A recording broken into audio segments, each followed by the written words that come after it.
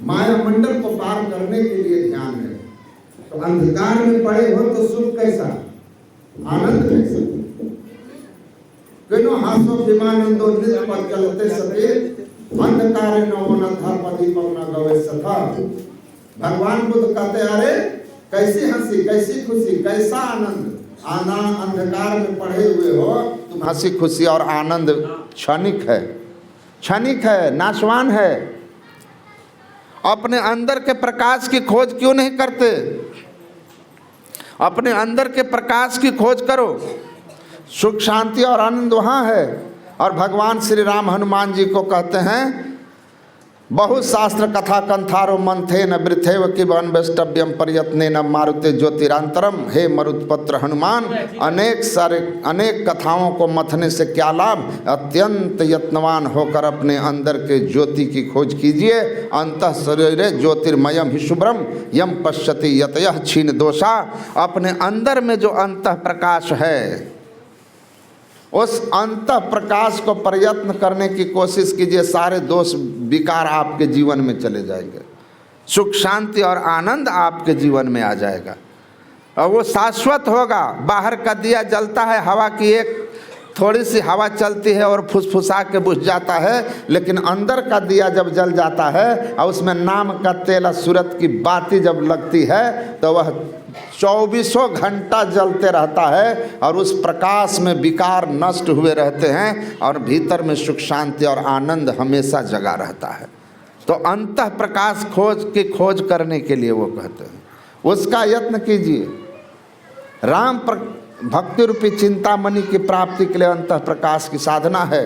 और जिस दिन साधना करने लगोगे, करते करते करते अंत में आप जान जाओगे कि परमात्मा है कि नहीं है।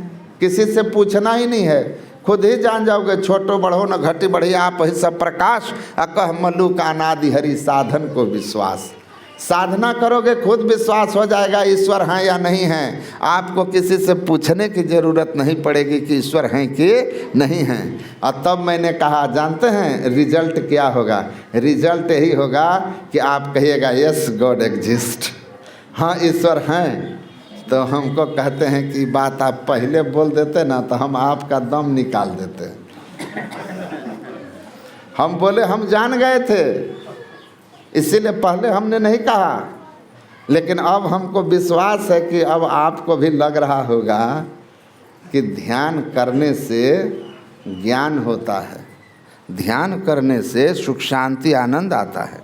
और ध्यान करने से एक अवस्था आती है जब माइक मंडलों को पार करके आत्मदृष्टि होती है तो स्वयं परमात्मा की प्रत्यक्षता हो जाती है। और तब हम कहते हैं कि ईश्वर हैं और हम प्रभु प्रभु हम एक ही होई। I and my father both are one. हम और हमारे पिता एक हो जाते हैं, ये अनुभव हो जाता है। इसीलिए शांति चाहिए, आनंद चाहिए तो आप अंतः प्रकाश की खोज कीजिए, अंतर्नाद की खोज कीजिए। भीतर प्रकाश हुआ, भीतर ज्योति की वर्षा होगी। गुरु महाराज कहते हैं चलत पंथ सुख होत महा है जहाँ अझर झरते। गुरु महाराज कहते हैं इस भक्ति के पथ पर जो सही सही युक्ति लेकर चलेगा तो चलते आनंद की वर्षा होगी। चलत पंथ सुख होत महा है, चल के देखो ना, महासुख होगा। और जब परमात्मा मिलेंगे उस सुख का कोई वर्णन नहीं कर सकता, वाणी से परे है। ऑरेलियस नाम के एक महात्मा हुए हैं, उनसे एक राजा जाकर कहते हैं कि महाराज झोपड़ी में रहकर इतने आनंद में हो, हम महल में रहकर के भी दुखी रहते हैं, चिंतित रहते हैं। आप झोपड़ी में कोई सुविधा नहीं, पर आपके जीवन में आनंद बहुत है, शांति बहुत है। ये सुख शांति आनंद आपके जीवन में कैसे आया और महल में मुझे क्यों नहीं है? तो ऑरेलियस ने कहा था, मेडिटेशन उनकी प्रसिद्ध पुस्तक है, उनको यूरोप का पतंजलि कहते हैं, योग पर उनकी बहुत महत्वपूर्ण पुस्तक है।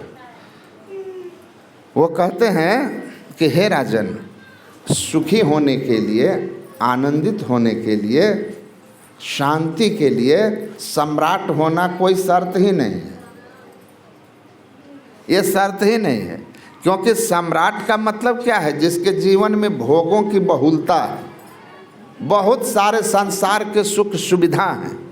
और संत महात्मा कहते हैं तन सुख मन सुख ना सुख तेरो, आत्म सुख निज तेरो, और तू तन मन सुख निज के जानियो भयो काल के चेरो। मृगवारी सब ही प्रपंचन, विषय सब दुख रूप हैं। विषय दुख रूप हैं और सम्राट के जीवन में विषय की बहुलता है। तो जो दुख का कारण है वही तो उसके जीवन में है और सोचता सुख है, तो सुख कैसे होगा? कहा सुखी होने के लिए क्या करना होगा? कहा सुखी होने का सिंपल सूत्र यही है कि focus your sight at a point ahead, the path that leads to the ocean of peace and bliss shall be opened. How can have that peace yielding bliss?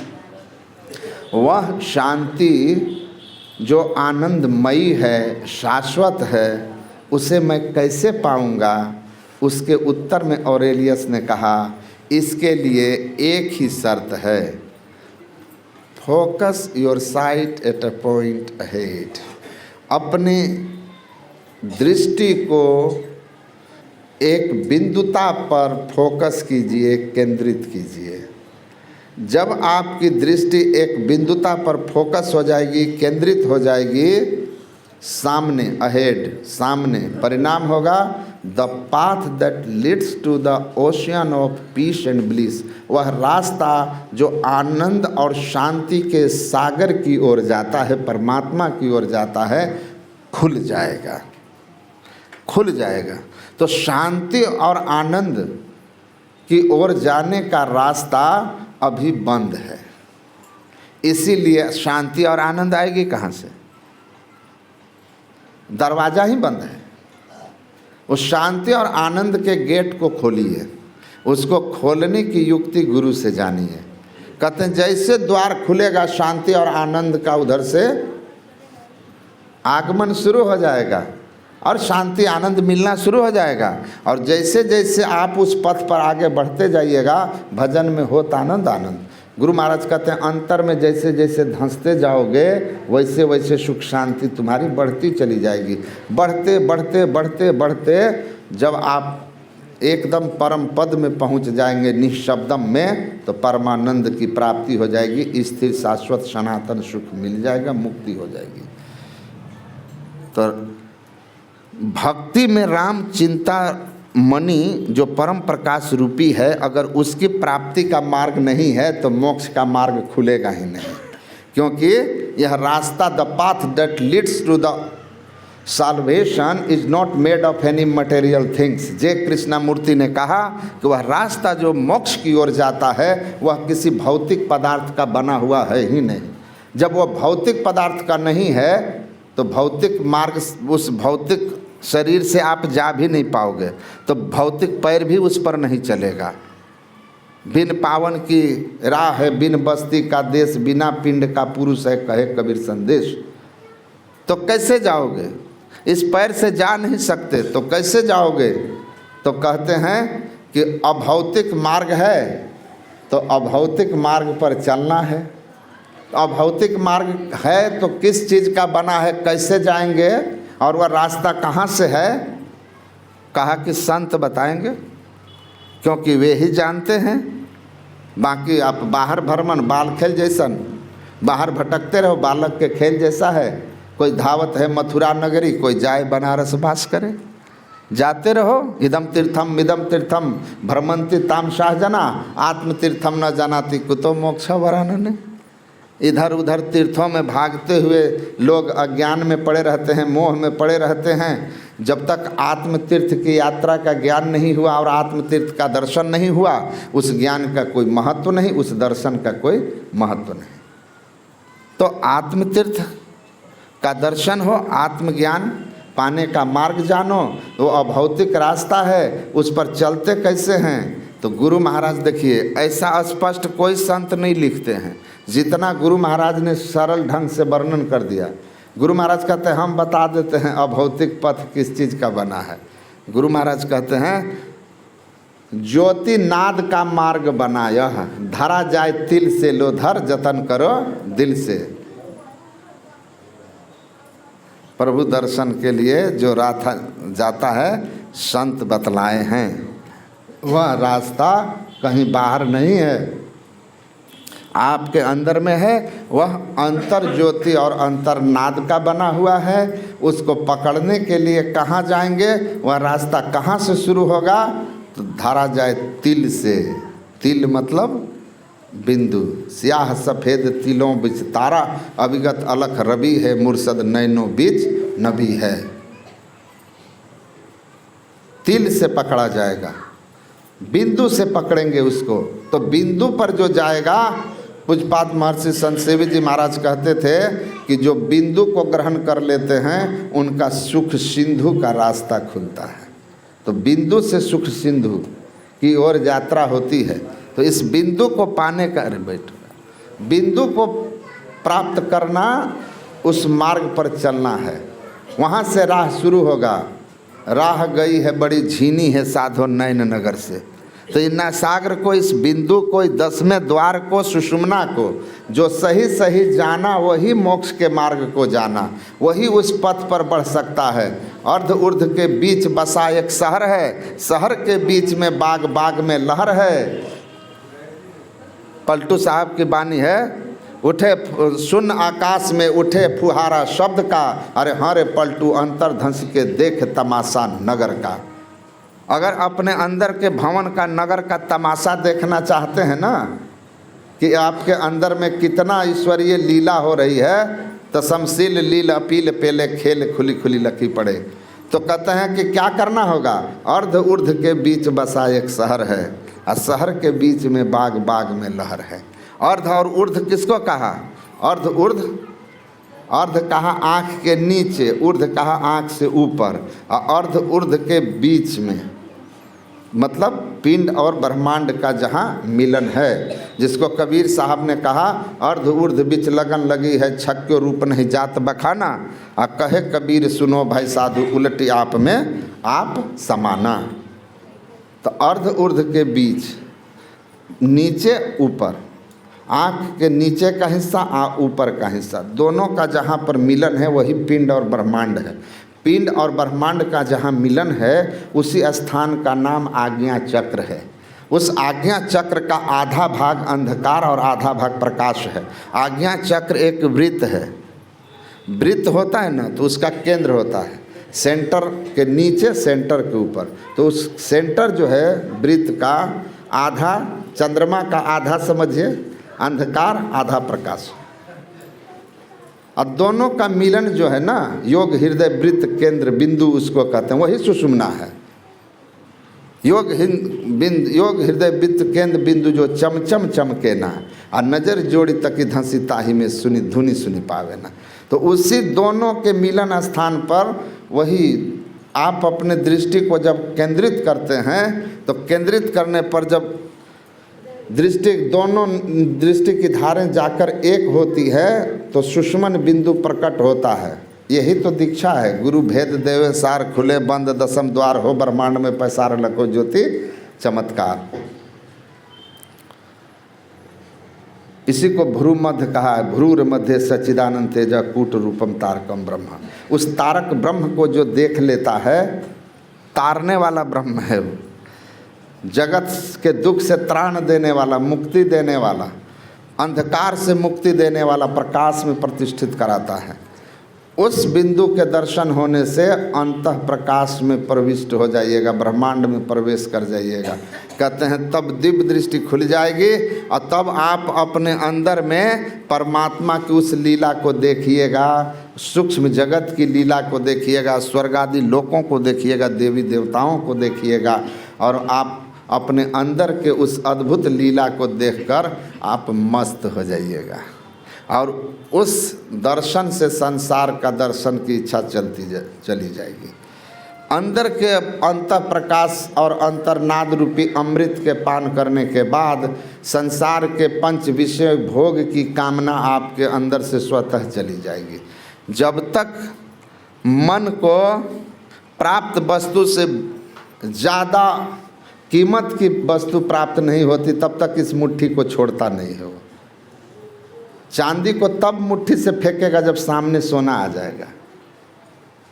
उसी तरह जैसे ही अंतः प्रकाश की प्राप्ति होती है, अंतर्नाद की प्राप्ति होती है, तब विषयों की तरफ से आकर्षण चला जाता है, विषय से मुट्ठी खुल जाती है, स्वतः खुल जाएगी। अभी नहीं होगा। पूज्य बाबा कहते थे कि किसी लड़की को कहिए कि माँ बाप घर परिवार का मोह छोड़ दो, नहीं छोड़ेगी। सवाल नहीं है, उपदेश दे दे कि हार जाओ, नहीं छोड़ेगी।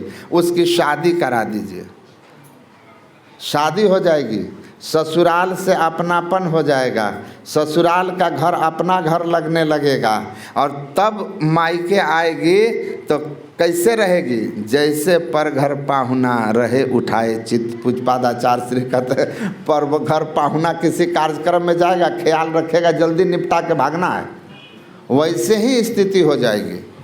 संसार की आसक्ति खत्म हो गई। अब बेटी को कहिए कि 2 दिन रह जाओ, नहीं, घर का काम काज हो जाएगा, बच्चों का स्कूल है, इनको भी ऑफिस जाने में दिक्कत होगी, आ गए मम्मी मिल लिए ना, अब जाते हैं। अभी कहिए तो नहीं जाएगी। तो जैसे उधर स्नेह जुटा, इधर का स्नेह टूटा। बस ये मन है, मन तो एक है, भावे जहाँ लगाए, भावे हरि की भक्ति कर, भावे विषय कमाए। जैसे हरि रस मिला, विषय रस खत्म। अब विषय का आकर्षण नहीं रहेगा, क्योंकि ऐसा कुछ मिला है जिसके सामने विषय रस एकदम फीका फीका हो गया।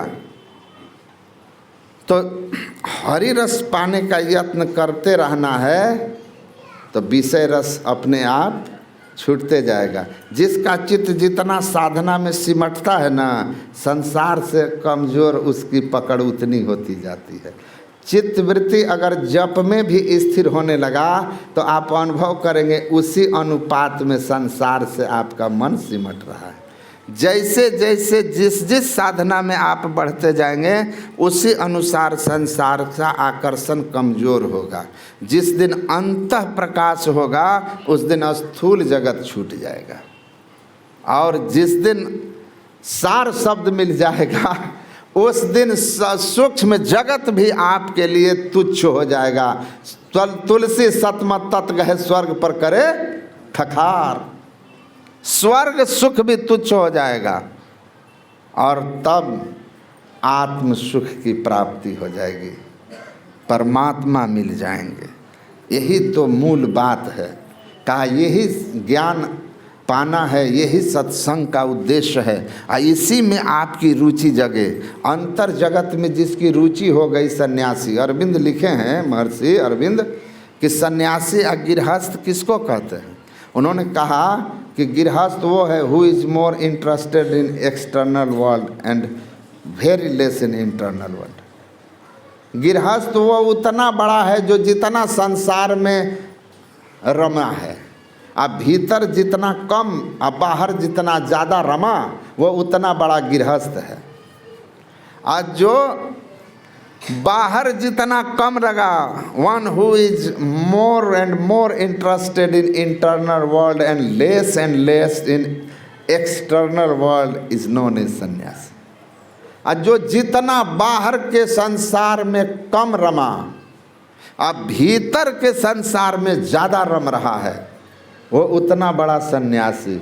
अब वेशभूषा आपका कैसा भी हो, लेकिन अगर संसार के तरफ आपकी वृत्ति है, संसार बड़ा सूक्ष्म है, अब माया की बड़ी गहन गति है। आप एक छोटा सा कोई चीज़ बनाइए, उसको सजाने के लिए 14 को मन में विचार उठेगा, फिर आप उसी के पीछे लग जाइएगा, और जो असली काम था उसको छोड़ दीजिएगा। असली काम है छोड़ दीजिएगा। विश्वास कीजिएगा, एक अपने संतमत के ब्रह्मचारी साधु मुखिया का जो चुनाव हो रहा था ना, वो हमको फ़ोन किया कि बाबा गांव वाला जिद करके हमको सब चुनाव में लड़ा रहा है कि आप लड़िए तो ज़्यादा अच्छा होगा, तो कुछ आशीर्वाद दीजिए, हमको दीजिए आशीर्वाद कि हम चुनाव जीत जाएं। तो हम बोले कि हम आपको आशीर्वाद देते हैं कि हार जाइए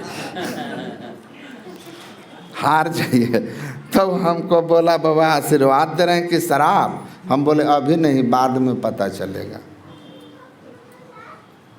बाद में पता चलेगा। जीत गए तो पता चल जाएगा कि हार जाते तो अच्छा था, और हार जाएं तो गुरु की कृपा समझ लीजिएगा।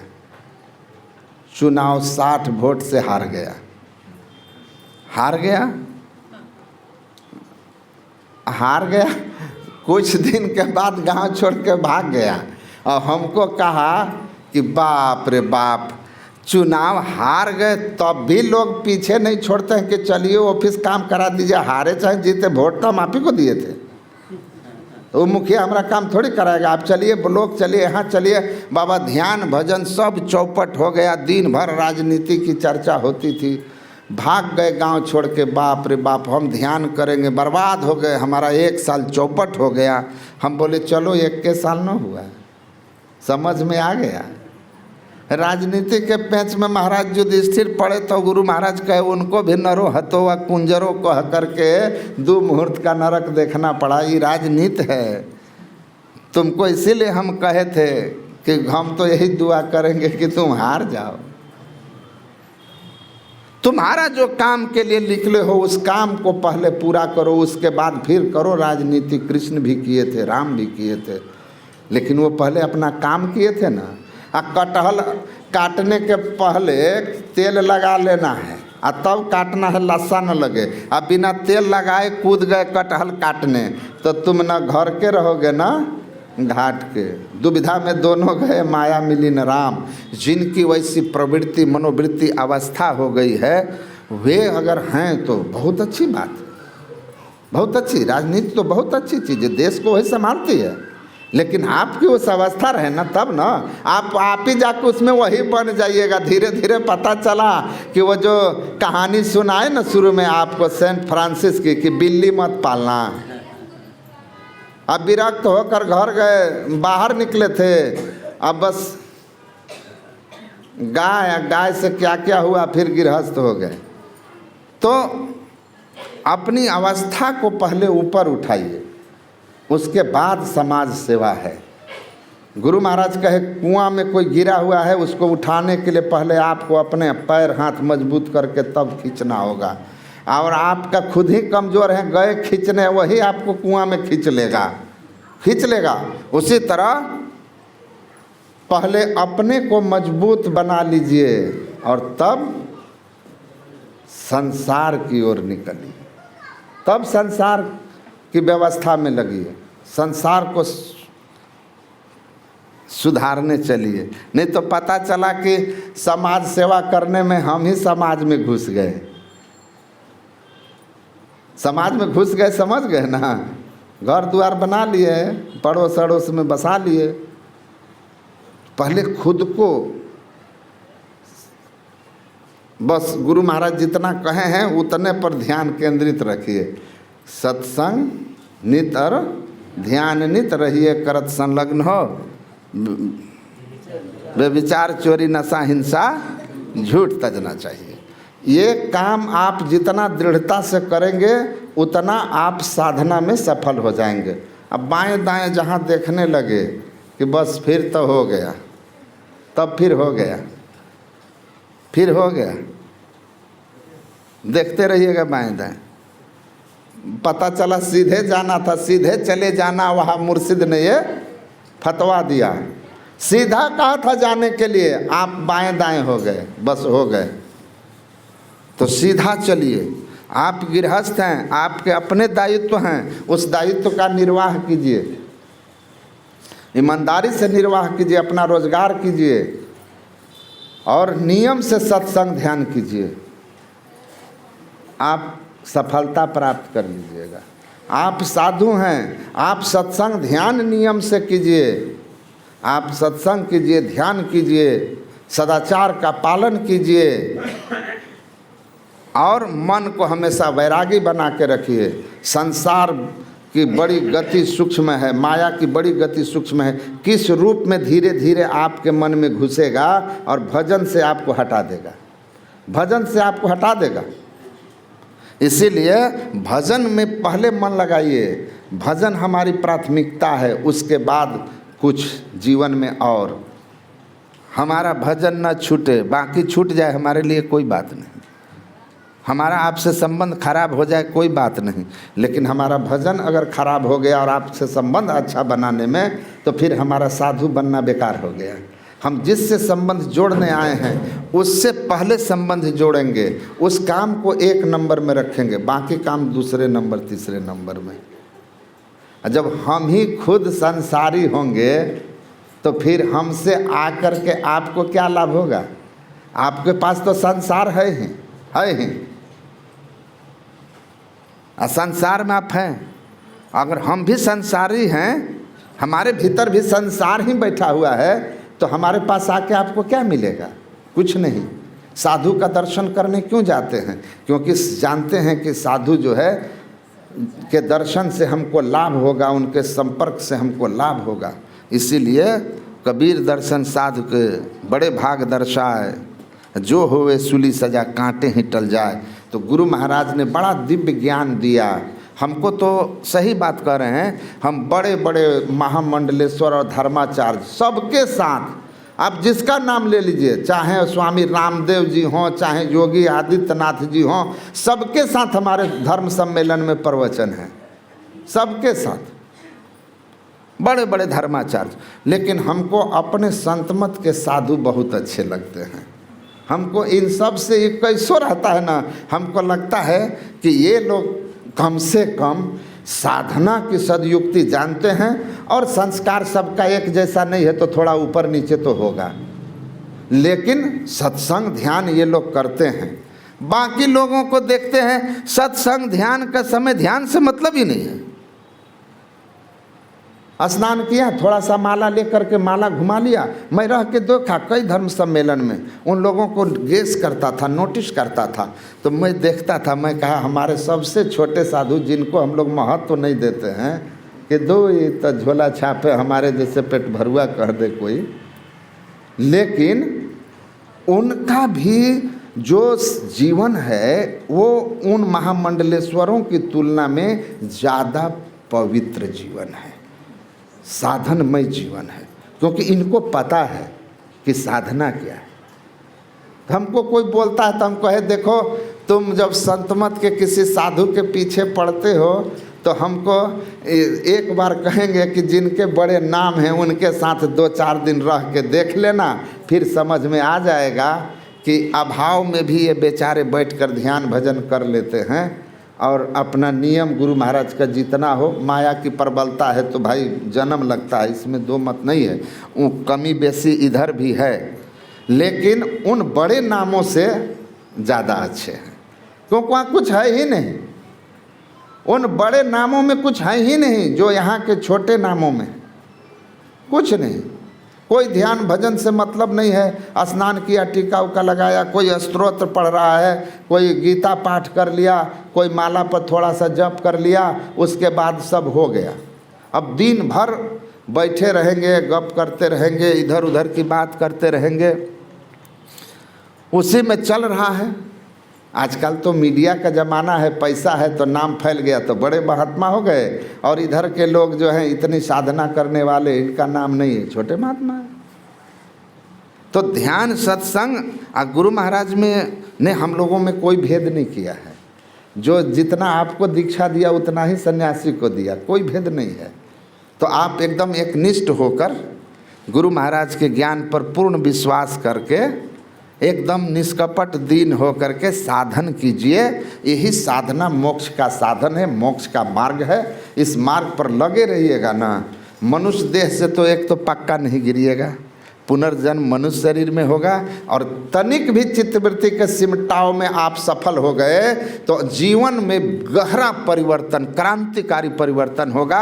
आपके पास भले ही संसाधन का अभाव होगा, लेकिन आपके अंदर में जो आनंद होगा उस आनंद के लिए बड़े बड़े सम्राट भिखारी होंगे। तो बहुत बहुत कृपा कि अनायास ही दिनेश बाबू हमारे डॉक्टर साहब यहाँ सत्संग कार्यक्रम के लिए आमंत्रित किए और हम बहुत पहले से कह रहे थे, कई बार कहे, लेकिन हम समय नहीं दे पा रहे थे और इस बार अनायास हो गया। कलकत्ता का कार्यक्रम स्थगित हुआ तो हम भी आ गए। तो बहुत बहुत धन्यवाद। और जिस उद्देश्य से सत्संग हुआ उसकी पूर्ति हो और गुरु महाराज सुख शांति आनंद इनके परिवार में दे। आप सब लोगों का जीवन शांतिमय हो, भक्तिमय हो, कल्याणमय हो। श्री सद्गुरु महाराज।